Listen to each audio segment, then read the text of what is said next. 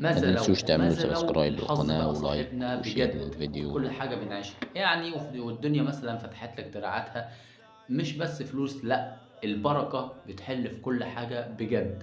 يعني مثلا اللقمة اللي انت بتاكلها تبقى مقضية وبتشبع وكل حاجة، والوقت بيكفي ويعدي ويزيد. يعني مثلا خلصت شغلك مثلا وروحت مثلا فتفسحت ورحت وجيت والكلام ده كله ونمت، وكمان في وقت زيادة. والصحة مثلا بقت زي الحديد، وبقيت بتبص في الشارع الناس كلها خليانة من كلمة اه يا ظهري واه يا ركبي، ومبقاش في اعلانات عن الظهر واعلانات عن مش عارف السكر والكلام ده كله. وبقت الناس صحتها صحة حديد، صحة بشوات، وعايشين دماغهم رايقة.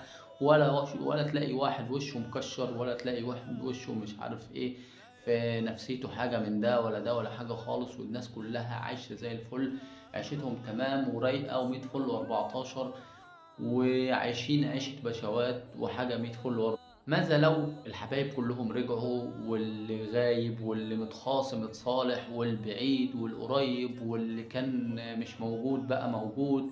يعني لمة العيلة اللي هي كلها متجمعة مع بعض، والناس اللي هي مثلا ولا بقى في تليفونات حيشان عن بعض، ولا حد غريب في الغربة ولا الكلام ده كله. يعني كله قاعد مع بعضه في لمة العيلة.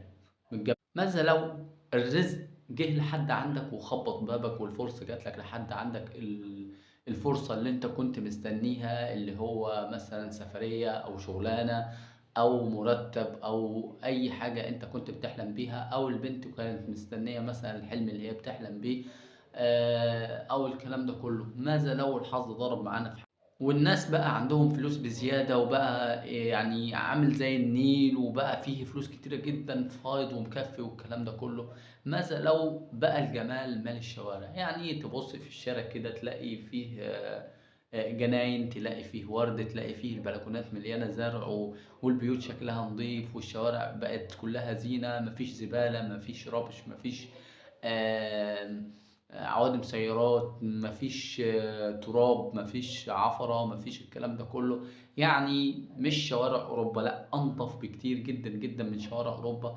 والبيوت تلاقي شكلها جميل وحلو، وألوانها حتى تفتح النفس وتشرح القلب الحزين.